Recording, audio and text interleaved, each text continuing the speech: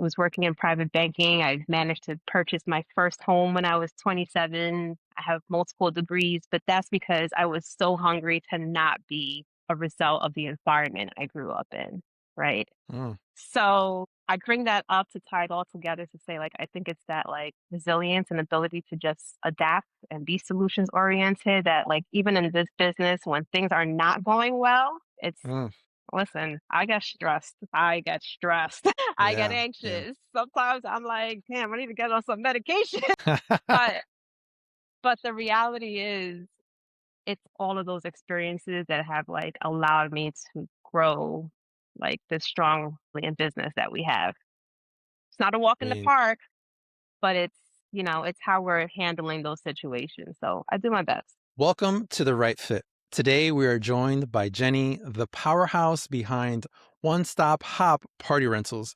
Since 2017, Jenny has transformed a family based business into a premier specialist for everything from birthdays to brand activations, featured on Pix 11 and Bold Journey, and serving as a co founder of the Vibe Gala. Jenny is an expert in creating unforgettable moments. And Jenny, when we briefly spoke one time when we first, not first met, but like when we first had a real conversation, you had a background in finance, which I found like, okay, how does she get here? But how do you go from that energy to now the energy of fast pace, emotional party rentals, event stuff? Tell us a little bit about that. Yeah. So thank you so much, firstly, for the opportunity to be here. I always describe it as going from suits to sweats because that is literally my life now. If I own an article of clothing that doesn't have paint on it, it's probably a suit that I don't wear anymore because everything has paint on it. Um, Wow. but it's actually a quite interesting transition that took place, and it was incredibly unintentional. Wasn't supposed to happen. This actually became a side hustle for my husband and I. He's also his background is in finance. And this is the part where people are usually like, wow, really? I had no part of coming up with this business. This was all my husband. This, especially with party rentals, we tend to see it's very women dominated, which I love. Yeah, But that's true. my husband came up with the idea of doing bounce houses. Now, this was 2017 before we had like the beautiful, fancy, luxury, modern, solid colored bounce houses. This was like the carnival block party bounce house days, right? Yeah. Um, I kind of wasn't really supportive, or let me be honest, I wasn't supportive at all, right? I was like, Okay. and it's kind of like the same thought of like, how do we go from what we're doing to doing that? And why that, right? So he had a vision after connecting with a colleague who knew someone that was doing it as a side business. Um, and he was just so persistent about it. He was like, babe, I need your support because, kudos to us. They can't really do it all without us, right? So you might disagree with me. I know. So I was like, Yeah. all right, he's A always man is nothing supportive. without his woman. You said it. So I said, all right, he's always supportive of me. Let me ride this one out with him, right? So that's really where it started. And he had a really good thought process behind it. We work very demanding careers, and he recognized that the party world with these bounce houses was usually, for the most part, 95% on weekends, right? So that gave us the opportunity to juggle both, but also incorporate the kids. So I have my son. He's now 17. His birthday just passed. And then I also have three stepkids. So we wanted to create something where they can be involved. And, we didn't really have the thought process of creating a legacy with this business because, again, we didn't expect it to become what it is. But it was really to create something where we can instill those fundamental business values that they're going to need regardless of where their life takes them. And that's exactly what we did. So they would come with us to setups, etc. They learned a lot. Sometimes they hated it. They've grown to love it. Now a lot of their friends are working with us, right? So a lot of people, we've seen a lot of the younger folks growing up into teenagers, entering adulthood. They've been with us. And it's those opportunities that we've also been able to create through that. That's very gratifying. And it's literally just using what we started with. And every year we kind of did, like in the business world, it's called a SWOT analysis, right? So analyzing your strengths, weaknesses, things that are working for you, threats that may be in the business, and just figuring out how we can grow year over year over year on a slow pace, right? Because this was not our full time baby. And, not to drag it on, but every year we had different goals and every year we continued to expand. So we went from catering to what's more so outdoor parties, right? Because we just had bounce houses like folding tables and chairs to expanding our reach within the events industry. So now we have everything for indoor events. We have the backdrops, the saw play, the marquees, the custom whatever is needed. And now we're in a position where we're not just catering to those backyard parties and the block parties and those events, but we're also reaching out and have a client base of, corporate clients, branding events that we're serving and parties and, all of the different things that take place. So, yes, that's really kind of the story of how we've gotten here. I decided to take a leap of faith, and there's so much more that comes with that. I think it's been at least 2.5 years ago now since I fully left corporate. And again, that was very unplanned, but I knew this is where my heart was. And that was after being there for 16 years. I saw the potential, but I also knew that we couldn't have reached that potential if at least one of us was not fully committed to the business. So that's really a big part of the part where I was like, I can do it. Jen, you can do it. Like anything you set your mind into, you've been able to accomplish. Yeah. I'm just very committed when I'm like locked in into something. And yeah, it's kind of a testament to where we are today. I'm very grateful because it's not just me and my husband. Like we have a team behind us that we continue to expand on, year over year. At this point, it's like month over month. Wow. And yeah, I tend to find myself reflecting quite often because I'm incredibly grateful for where we are today. Yeah. I mean, an amazing summary of the story. I'm sure there's a lot more to it, but a few things stood out to me. And for context, this show is for potential clients who might be interested in such services that are from the people that we're talking to, but also entrepreneurs along the journey, whether it's the beginning, middle, or maybe further than us. So a few things stood out to me, which is the start of it all, where, you're in a place today where back in 2017 or whatever it was, you didn't pretty much envision yourself, which I find to be a common denominator in a lot of the entrepreneurs that I'm speaking with. Like we start in one place in our life and years later we're in a different place. And I think it's good to hear that because potentially call it the way that we're raised, or maybe it's schooling. I don't know what it is. I feel like we're taught rigidity. Like this needs to be the path and that's it. You're going to be in finance and that's it. Or you're going to be a lawyer and then that's it. Or whatever the case may be. And then the people who have something inside of them saying like, maybe this is not it, and I want to be fulfilled doing something else. Yes, it's scary for the person, but sometimes from society is like, well, what are you doing? You got the pension, you got the benefits, you got the thing. Like, what are you making this jump for? It's crazy, right? But look, you're in a place today where you're saying that you're grateful, you're helping this thing grow, not just year over year, but month over month. And I think that's a beautiful thing. And then, but at the same time, you're being tactical with it, right? You're not just saying, I'm going to live on a dream, but I'm also going to add some level of organization and expertise because I think that's another missing part. Yeah, there's the art, but then there's the business side. I call it the not sexy side of what we do. Yes. Me as a DJ, when I started, I just want to play music and make people dance. But I'm Right. like, but I need a formal way of a contract and I need a formal way to communicate with people. I need to, have systems in place and I need to have an accountant or a lawyer, whatever it is that I'm just like, what does this have to do with DJing? Right. But as you start growing and wanting to grow more, these things almost kind of need to be synonymous if you do want it to get past a hobby level, so to speak. So I think it's important that you mention that too, because once again, it's not just the dream, it's things that come along with it too to help it be sustainable and grow with it. And honestly, from the end of your story, which is not really the end, it sounds like it's more just like the beginning. Like you guys are at a place where things are evolving and changing. I believe, correct me if I'm wrong. Once again, our conversation was so quick when you agreed to do this interview. I only got so much information. Did you recently expand to a new warehouse or am I making that up? I did. So that's probably why you're Okay. hearing an echo right now as well. Okay. So I am in the empty Yeah. space that's ultimately going to become my office, but we just finished painting it white. Okay.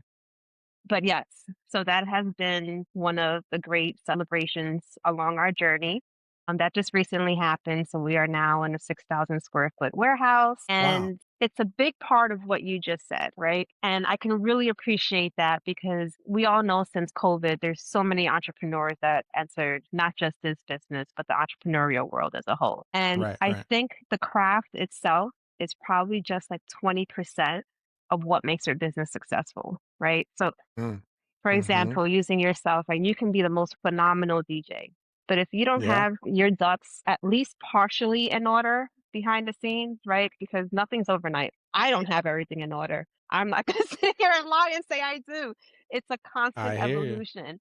But if you don't Mhm. have that and that business foundation, you don't really have anything, right? And I think it doesn't matter what business you're in, what type of client you're serving, the client experience part always has to be at the forefront, right? So Yes. I think that's really what's helped us thrive because that has been my entire background. And it's exactly what you said.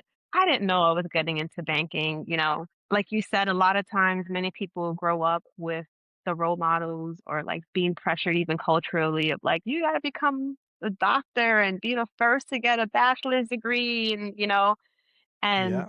that's great and all, but if you don't enjoy what you're doing, right, then I didn't have that direction. I was kind of like trying to find my own path because I had no path. You know, my life growing up Yeah. was full transparency because we're having that conversation, but it was very fucked up and discombobulated. Mm. So, Yeah.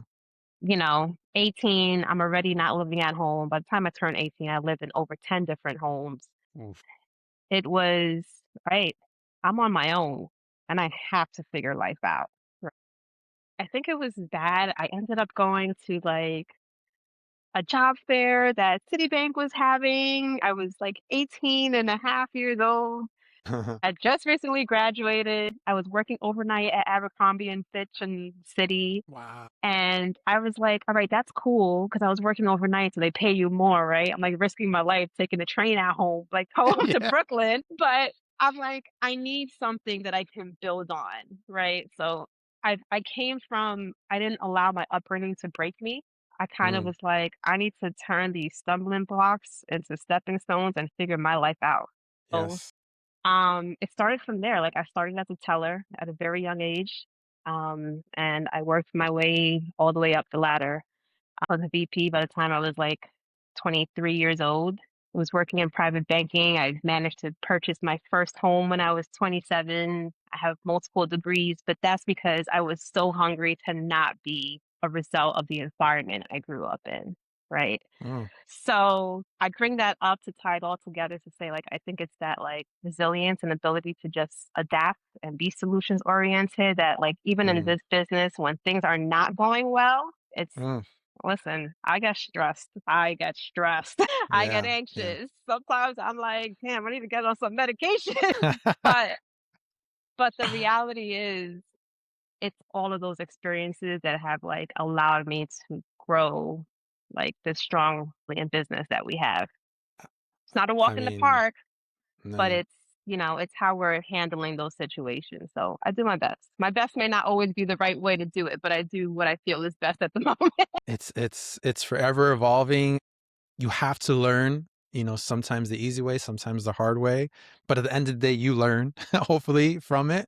And, whatever you want to call it, an obstacle, shortcoming, whatever it is, I'm a firm believer, as cliche as it may sound, whatever experiences you had, whether it's personal, whether it's love, whether it's business, it is going to help you get to a different level versus if you don't go through these things. It's not impossible to get to a certain place, but it's just different, and I mean, it could be like, I give my daughter a bunch of money versus maybe she has to work for a little bit more. I think it's going to be two different experiences for her, for example. And I'm not saying I want her to struggle, but like, I think there's something that comes with the struggle, that comes with the grit, that you're in a place, Jenny, that, like you said, you didn't let these things from your past totally stop you. Maybe they come up, because we're human. Maybe there's a constant Still thing that we trying to have to heal work through through. something. Right. Yeah, you still gotta. It's a forever healing journey, but your awareness is there, which is one of the biggest parts. And, you've been able to do things and not stay in victim mode. And I think that's amazing thing. So you have this persona that has become a part of your business, but is there, I guess you could say, a persona you step into for like a project, or like projects only, or is like this energy party spirit just who you are? Like when you wake up at 7 a.m. or something. That's funny. My days start at 5 AM. My I just son throw a gets on his random number. Yeah. I know, I wish it was 7. My son gets on his bus at 6 AM to go to his school, which is, like, 50 minutes from us without traffic. Wow. Okay. How does hmm, okay, to answer your question, I am not in party mode most of the time. I feel like Okay. Okay. I'm not. Why is that? Because I'm stressed in so many different directions. It's like the business demands, being a wife, being a mom, trying to find this balance that usually doesn't exist, right? It's like sometimes I catch myself like talking to like, our other friends in the business, and it's like, girl, you need to take a day off. Like you need some self-love, some self-care. And I'm like, who the hell Oof. are you preaching to? Like practice what you preach. Yeah. So For real. Yeah. so no, I am definitely not usually in party mode. It's a balance, right? Um, like, talking to one of the members of our team, like sometimes I'll go to events and I'm like, you know, sometimes I really enjoy this, like seeing the final result taking place, all these phenomenal vendors coming together, seeing the client's reaction, right? Getting the follow-up texts and the emails of like, wow, you have no idea the impact we've made on this special day and the family and the referrals. Like that's party time to me. Um, but then besides that, it's the administrative piece, right? Because it gets difficult because as much as you try to get help, it's that part where you just said there's so many components. The 80% I referenced, right? It's the 80% of the behind the scenes. And as you're trying to grow a business, you don't always have the financial capacity to just hand everything off to somebody else. Maybe if I was still working corporate, right? Yeah. Yeah. Yeah. But so and again, it's like kind of taking time in the elevation process of expanding the team. So no, it's not always party time. I'm constantly speaking to clients, working on the administrative stuff, the not so fun part. The good thing is that like I have a great team, so a lot of times like we try to make fun, no. When we're working, we have our own little parties. Sometimes we're spazzing and going crazy on each other, Yeah. but it's trying to juggle it all. My son's also an athlete, so Oof. that's consumes a lot of my life, which is the joyful part for me. So that's not party time, but that's the joyful part of my life. Right. So, You're still yeah, human at the end of the day. still human, still human. Wow. I mean, it's interesting because once again, going to the world that we live in these days, which let's use social media for an example. Obviously people see probably more one side, maybe throw some personal stuff in there, but they kind of see more of this and say, is this person all the time? Is this person sometimes? And I'm not saying there's one right or wrong. Like I don't Mhm. think it's bad. Like I could be the fun party DJ or whatever, but sometimes I am tired because I have a newborn and I haven't slept and I'm struggling. Or sometimes, there's other things going on in my life that, I cannot necessarily be that ball of energy. But yes, do I reserve it for my events? Do I bring in the 110% when I have to? Of course. But like you said, there's a balancing act that you have to be mindful of to make it sustainable as much as we can. There's the word balance is easier word that What we is that? say than that we actually do. Yeah, like it's every day I wake up. If I wake up, maybe I just never slept, but what's today going to look like? And we just try our Mhm. best. I was curious, you shared a little bit of your backstory, your early beginnings, a little bit of a fast forward to where we are today. Was there like a turning point event when you realized like, hey, this is not just like a side hustle anymore, but like this is the time that I want to transition? Like what was that true, like was it an event? Was it a financial goal that you hit? Like when did you hit that p- I point of transition? honestly yeah. So, it was a few things. The biggest turning point for me in my life at that point was where I was in my own personal career, and this was I feel like the years are just, like, flowing into each other. But my husband had to remind me that it's been 5 years because it was in 2021. And this was during the time of COVID when I was working from home. But Mm. in my career, I was very involved in more than just my role. So I was a VP for like product development and management of every banking product, from the banking to the credit, to the lending, to the investment side. And I worked for an international bank. So a lot of what Okay. I did was kind of around the clock because of, different times in Hong Kong and China, etc. So my son was also doing schooling from home and dealing with his own challenges at the time. And here I am in this very demanding role. And it's one of those situations where you don't recognize how bad it is until you're in it. And you're like, this is why the other person left, because this is the job of three that you have me doing on my own. And I always felt the need to be an overachiever, the more I reflect on it as I'm out of it, because I Yeah. was that young Latina in a very male dominated industry, especially in the capacity that I was in, right? So it's that constant, like, you just try to avoid fucking up and you want to continue wowing them because you know they were doubting you before you even got in that seat, right? So I was doing all of that. I was featured in Yahoo Finance. I was getting all these awards, but I was fucking broken inside. Like I would there's days that I would just like take my lunch break and just go lock myself in the bathroom and just start fucking bawling out. Right? Oh There's my days that I God. would, just take the walk and that would actually help me. But there was that one day where like I just broke. And I knew I was at a space that I had never been. And it was about like 3 weeks before where I finally got a therapist that I was like, okay, I think I can dig this person. I feel like she's getting me. She's not textbook oriented because a lot of sometimes you speak to therapists and it's like, I could have spoke to Chat GPT for all of this, right? Like, don't give me a textbook response. This is true. This is true. Chat Yeah. GPT might do a better job. It is a therapist for a lot of people I hear these days. I Yeah. I got it. You don't have to pay your copay either. But, I broke. I thought I was like having a heart attack. My husband was on his way to work. He was working in Brooklyn. And he was like, I just got off the Verrazano. I'm coming. Cause I was actually like, and I'm one of those people, I hate doctors. I was like, I think I have to go to the hospital. Like, I can't even breathe. So he was like, can you make it? I was like, I'm okay. So long story short, I end up not going because again, this is COVID time. And I'm like, I'm gonna go in the emergency room and I'm just gonna be another number just sitting there. Like I might just become a spasm there just from waiting. Yeah, for So real. It might be worse. yeah, so, my husband comes home and he's like, "Well, do you wanna go to your doctor?" I was like, "No." So, I was like, "I'm okay," because we always think we're okay, right? It's like the moments pass, I'm just dealing with it, and he was like, "Well, do you have your therapist's cell phone number?" And I'm like, "I do." He was like, "Why don't you send her a long text of just everything that you're feeling right now and find out if she has availability?" And I hesitated, and he was like, "Babe, just do it." 'Cause I can be a little hard-headed sometimes. I was like, "Okay, fine." So I sent this long message. I was like, "I don't even know who I am. I don't know what to write you. Like, my thoughts are disoriented. I'm feeling suicidal. Like, I just feel like I have no answer.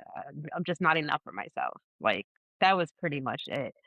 And, thank God to her. She'll always hold a special place in my heart, but she made herself available that night. And, we had a great convo and she was like, "What is your biggest stressor right now?" I was like, one that I called out of work because I'm not a call out person and I didn't call out. I was so messed up. I told my husband to call out for me. And even he didn't question it because he was like, "Oh my gosh, she must like really be messed up." Yeah. So she was like, "Well, you're not going back to work tomorrow." So I was like, I never thought of the word disability. So she was like, yeah, she's like, we need, like, we're going to put you off for 2 weeks, go to the doctor, get on some meds. And long story short, to not get into all the details. So this journey just continued. And when I went on disability, my employer, I went from being the rock star employee to now they hated my guts, right? And it's just like showing in the harassing emails of like when I'm coming back, which they're not supposed to do.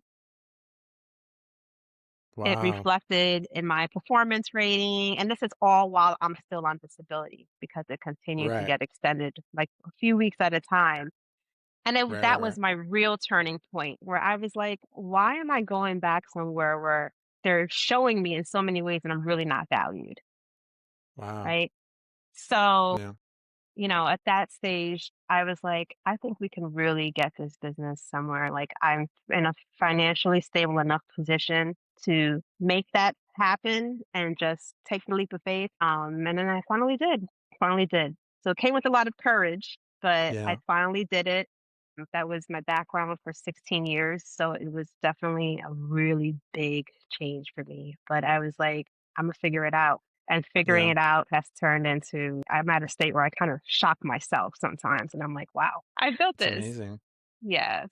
So So amazing. And I think your vulnerability here, once again, is real. Like people go through these things, especially entrepreneurs, let's call it. And, it's not all like we say the highlight reels of all the perfections that we see and people posting about their businesses. And I'm not saying we need to put this on our clients either, like our struggles either, but at the same time, it is part of part of your journey, part of where you are today. And whatever you believe in, whether it's God or the universe or whatever the case may be, something that I've learned, even if it's deep in my subconscious, it's either you do it, or whatever it is that you believe in is going to do it for you the hard way, right? So that thing that you don't want to do, or that person you don't want to let go, or whatever it is, it's going to happen one way or another. mhm, Sometimes it's going to be the easy way, or sometimes it's whatever, like I said, you believe in, saying, okay, we're just going to take this thing away, or we're going to make you go through this thing, or we're going to give you the epiphany. This is a story that I haven't really shared with many people, but your COVID story, although not exactly the same as mine, is very similar in the sense of I was working in the school system during COVID. We had came back. Let's call it. I was more one of the more frontline people as a therapist. I went. They brought us back before the teachers and other people, whatever the case may be. I'm also bilingual, so my caseload usually had a little bit more work involved. I went away on a paternity leave. I had a COVID baby. My daughter is a COVID baby, so she came during COVID. So I took my paternity leave, a few months off, and then I came back to find out I had been transferred. They put me like in one of the worst performing schools, and like mhm, it was just like all this thing that I was like, damn, like yo, like I once again being like I won like a governor's award to like just thrown in the corner. I didn't even have a space to work in. I was pretty much working like in a shared space with somebody else doing private stuff like you're not supposed to share. Fast forward to it was like the wake up call of saying, wow, like this is where we're at here, Christian. What do you want to do with this? Like, is this mhm. the sign? Is this what you needed? Because you've been thinking about Right, this for some time. right. It's been crossing your mind. Is this what you needed to now say, okay, this is what you need to do? And 4+ years later, 4 years later, so here I am. So it resonated with me a lot, you hearing your story, because sometimes we need the push. Sometimes the push is a person. Sometimes the push is an incident like we went through, COVID happens, this and that. We realize where we stand as a number with our employer. And then, it's that push that we need to get to the other space. Um, and speaking of 2021, not to take you back to these dark times, but is that the time that you lost your Instagram? Do we have that correct? That information Oh correct? my Did you god, lose your yes, gram that back then? all happened at the same time. So this whole disability situation I mentioned was in September. I lost my Yeah. Instagram in August. My God. Yeah. So But how did that everything change? happens for a reason. I was in Yeah. complete denial. I was going through Instagram or attempting on getting through them, getting all these automated emails, trying to get it back. It took me 3 months to actually get my Instagram up and running again because I was like, "Nope, I'm getting it back. I'm getting it back. I'm getting it back." But Yeah. Yeah. again, it was one of those moments where it's like, "Jen, just let's go. It's time to get the other Instagram." I mean, Instagram is like number one marketing platform for any small business or large business at that, right? So I don't Yeah. like to call myself a Yeah. small business. I like to think big. But There you go. There but you go. yeah, that was not easy. I was literally like crying. Like this can't be happening. Everything's happening at once. So Yeah. That's that what wasn't easy. you That get wasn't easy. you get tested before you're able to give the testimony that you're giving today. So here we Yes, here we are listening to you, but yes, yes. it's mine. It's again, sometimes things happen. When we look back at it in hindsight, you're like, okay, this happened for whatever reason it happened for. In the moment, you might not be thinking of it. You might be thinking, why? I'm a good person, or why me, or whatever. Right. But it's always for that bigger cause. So you went through this experience of losing the gram. It pushed you to do different things. You started connecting with other people, vendors, and things of that nature. But was there a lesson that you learned about the actual art of connection, when you're connecting with these vendors and other people? Yes, absolutely. Firstly, I think it was around that time that I truly got to put a face to a lot of the Instagram profiles, right? Like I was finally getting out there and meeting people.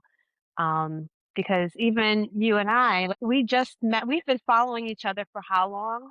We just met maybe a month and a half ago, finally, like conversation, right? 'Cause I think we've seen Right, each right, other.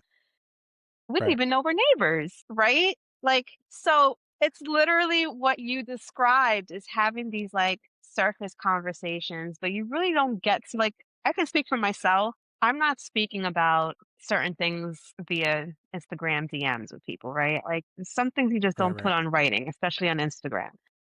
right, right. But yes, it's to answer your question, it's the art of networking. Building those relationships is truly what's been the driving force for me with the business and just like establishing true core frienders in the business, right? Yeah, Because let's be real, like we're just gonna have real talk right now. You see this beautiful work. And sometimes you meet people, and I say beautiful work, it can be any and every craft, right? right, You right, can right. you can sell clothes, but Yeah, yeah. sometimes you meet someone and you're like, "Oh, you're not the person I thought you was online." Or it's the complete opposite. Some people just don't like to be on social media and you're like, "Oh my God, I'm so happy I got to meet you." So I'm one of those people that doesn't really put much of my personal life on the business side of things. I'm kind of a firm believer of separating the two, right? So even on my personal Instagram, I get a lot of people that request me, and it's not to be rude or disrespectful, but unless we're like friends in real life, I don't think you need to be in my personal business, right? Like, I feel like there has to be a line that's drawn somewhere, and that's kind of where I try to draw mine. But it's the relationships that I've been able to build and continue deepening that have been like core for me, like in the business side and personally. Because you also want that network that you can go to. Like, the good times, the bad times when you need help, like, you need to know that you have a network of people that you can lean on and vice versa, that can lean Ooh, on you. So that is yes. really that's important for me. Yeah. And I'd call it an undervalued thing, but I feel like it was, or maybe it still is for some, and the people who embrace it and lean on it can really reap from that benefit. And when I say reap from the benefit, like you said right now, the vice versa. It's not one-sided.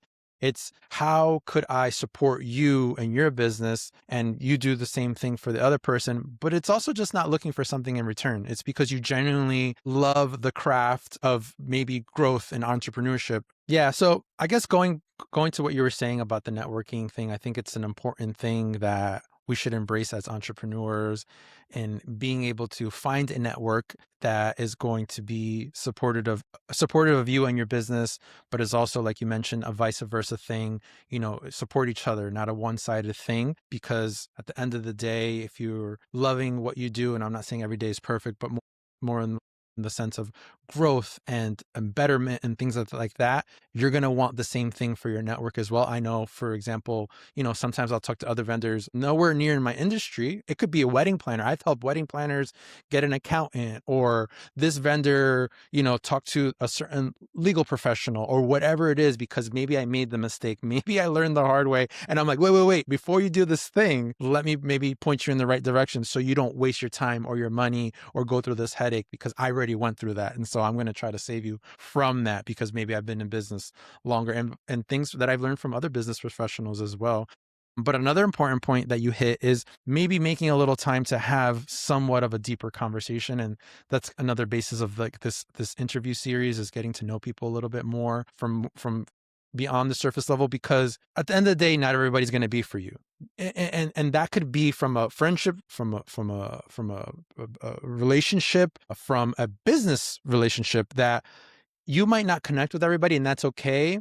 But it's important to know who people are, maybe what their values are, and a little bit about them, because potentially you might be referring business to them, or you might be wanting to collaborate with them. And if things don't align, then things don't align. And that's not going to be something that you should force upon what you're doing from a business perspective. So I think it is important to have these conversations. And I've heard stories from different wedding professionals, event professionals, where, like you said, they met the person, not who they thought they were going to be, or maybe just their vibe or the way they carry themselves is just not going to be a good fit for a certain clientele that maybe the person Mhm. services. So I think it's all very valid that you make some time to have those conversations and make those connections. So I have a question, and like you mentioned, like this journey that you've been through, you went from the red, yellow, blue bounty houses to now you have like this different I look and still this have different them. feel. No, I'm just trying to preface it. I'm trying to preface the question, not to say that you No, need I to get get it, rid of I them, get it. but We still have but 3 like of them. what, and sometimes they're appropriate for different events. But like what is one common myth that like the party rental industry, let's call it, that you find yourself constantly busting for your clients? Like I know there's for DJs, there's always like this DJ myths or like core belief of like what, so what is something for you that you feel like you always got to like redirect people like, no, that's not a one size fits all kind of thing, or thing that's across the industry. So there's a few things, but as you said, there's not a one size fits all. I think Yeah. the common denominator is around delivery fees, right? And I think it's something that everyone experiences, especially within this industry, right? And a delivery fee, whether you call it an installation fee, that all entails the same thing, right? You need a team behind it. You need your vehicle, tolls, gas, time. Time is money, Mm.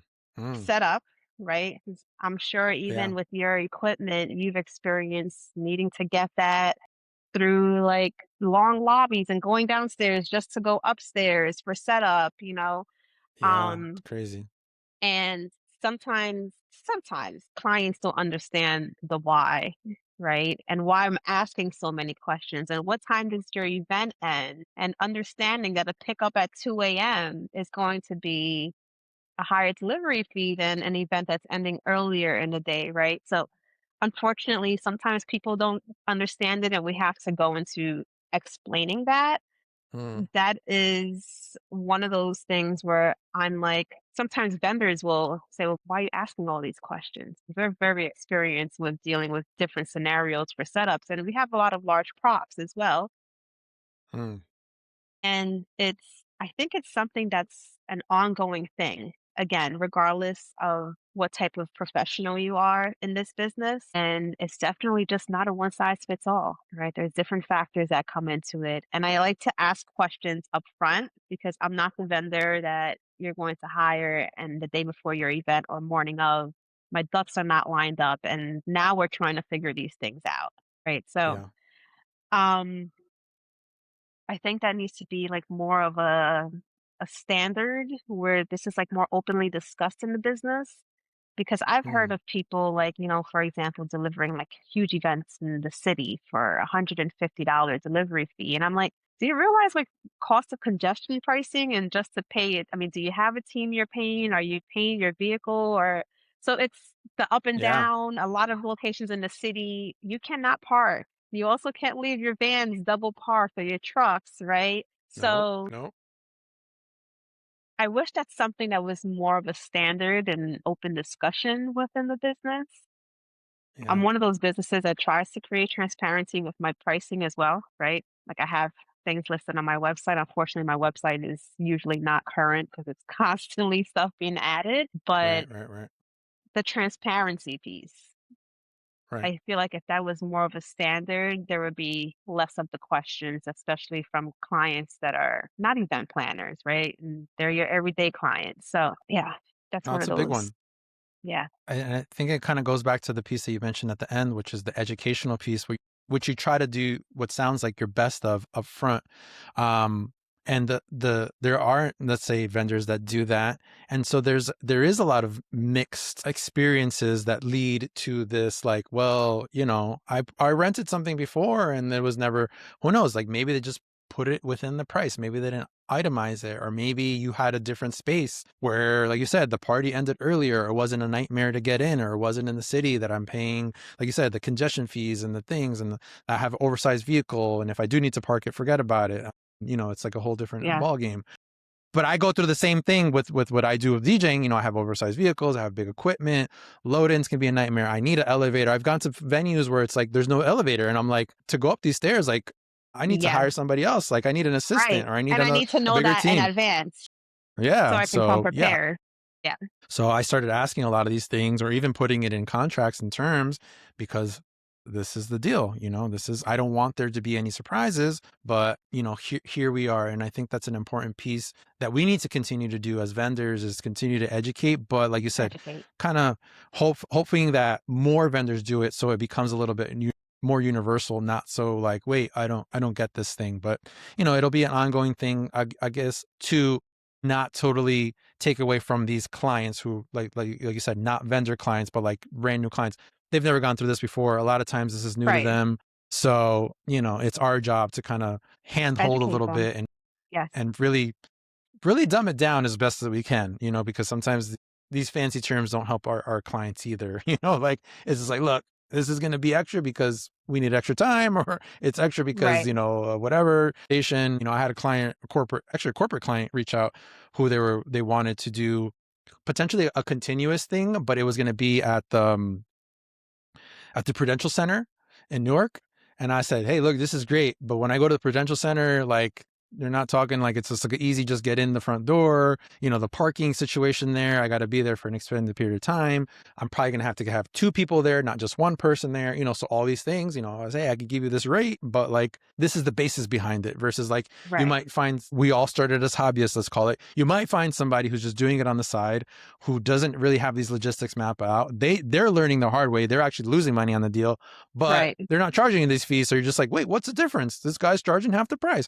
Well, because they're not even thinking about these fees. They're going to learn in a year or two that they're losing money on what they're doing, but I'm not there anymore. I'm here trying to give you the best experience possible. So, it is hard to overcome those things, but it is part of what we do. So Yep. we're getting into what we call the rapid fire round of our interview conversation here. It's towards the end, where you just kind of give the first thing that comes to mind. You don't need to necessarily overthink it or just be too elaborate on the answer. But the first question is, what is one detail guests always remember most about an event, you think? The Doesn't need to be experience they related have. to okay. I'm sorry I didn't mean to cut you off. I just wanted to clarify. It doesn't need to be like related to a rental either. It's just in general. Yeah. Go for it. Yep. I'm sorry. I think it's the experience and how they leave that specific situation feeling. Okay. So the feeling. Okay. The feeling. What is, let's call it, event trend? What is one event trend we should absolutely retire, like, now? Oh my gosh, that bear theme can barely wait. Is that for Yes. Yes. okay. But it's evolved. A lot of people are doing the polo bear theme now, which is really cute. It's not that we can barely Okay. wait, so it's really cute. Um so you spoke about the feeling and the experience, but what's the secret ingredient that makes a moment truly unforgettable? I don't know. It's I let me not say I don't know. To me, it all stems back to how you make people feel. Okay. I think any type of transaction is all psychological, right? If your client or the person that you're working for leaves that situation happy, and I'm saying that situation because I'm speaking in general beyond this, Right, right, right. then you've done something great, right? If they come back and they're referring clients to you or their friends and family or recommending you, you've done something great. So it all for me ties back to how you make people feel. Got it. Okay. I mean, very, very, very valid. I agree with that very much so.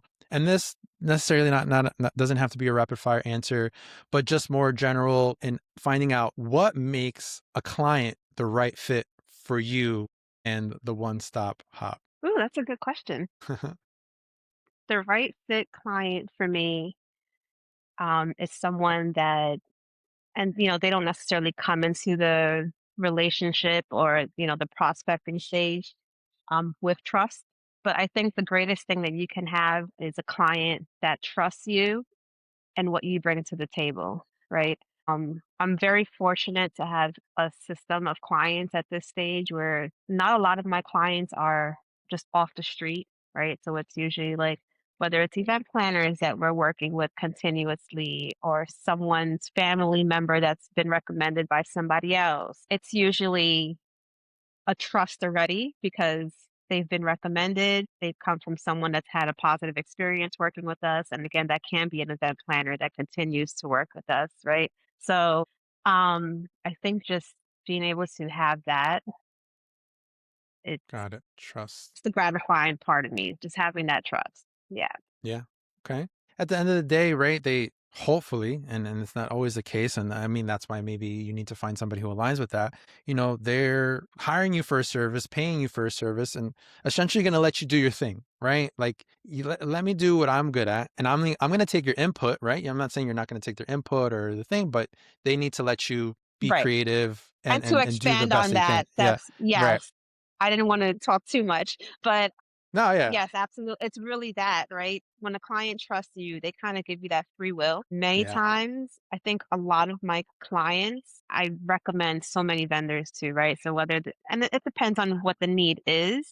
And it also Right. goes back to what you mentioned, being able to recommend the right vendor, knowing who your client is, right? Right. Whether it's knowing more about them personally or culturally or what their beliefs are. I always try my best to align the right vendors to the right clients. Mm. But again, just stemming back to trust, when you're able to have that trust with the client, they'll even trust the vendors that you're recommending. So that's why I always try to kind of have like a solid, vetted relationship when I'm recommending someone, because to me, it's a reflection of you as well. 1,000%. Yeah. Yeah. You're not on the same contract, but at the same time, you're still putting your stamp of approval on Yes, this because you person or know if business. something goes wrong with that vendor, your client is going to come back and say, "Hey, listen, like, why Yeah. did you recommend this person to me?" They throw it right back on your lap. You got to help me figure this Yeah. out now. So Right. thank God I have not been in that situation, but it's because of that. Yeah. No, and I think that's important to like the other part of our conversation we had earlier, why the vendors that you are connecting with, if you are going to end up referring them, it's good that you have made some type of connection because you have a little bit more insight of like, okay, this is your work online. This is how you carry yourself in person, whatever the case may be. And then you could be like, okay, I think this would be a good right fit for what you're looking for. It seems like this person aligns with their skills and abilities, their personality. It's a whole thing. So I think it's important to put it all together when you are playing matchmaker, let's call it, for your clients. If you are Yeah. referring or vice versa, somebody's referring you, I'm sure they're doing the same thing. Is Jenny going to be a good fit for this event and what she does and how she can carry herself and get this person through to the finish line? So yeah, thank you for sharing all your insights. Where can people find you? I know you have your Instagram back. Is that the best place? Is there anywhere else? Yeah, so we are on Instagram, one stop hop underscore party rentals. We do have our website, www.onestop.hop.com. Our warehouse, while it is not a storefront, we are based in Rahway, New Jersey. So we do have, many planners and clients that we allow to come pick up on select rentals. So we still have that client facing ability here. And yeah, I'm all over. I'm in Jersey, New York, parts of Connecticut, PA, everywhere. Where the business takes you. Where the We're a business mobile takes industry. us. Yes. We're in a true mobile industry. Sometimes when people are like, yeah, like where are you?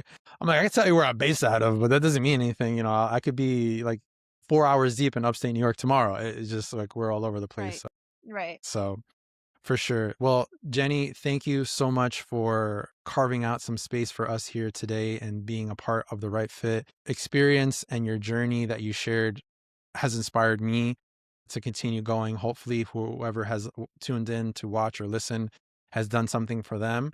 And we thank you so much for checking us out here today at The Right Fit. And we'll connect with you guys next time. Thank you. Peace. Thank you so much for having me.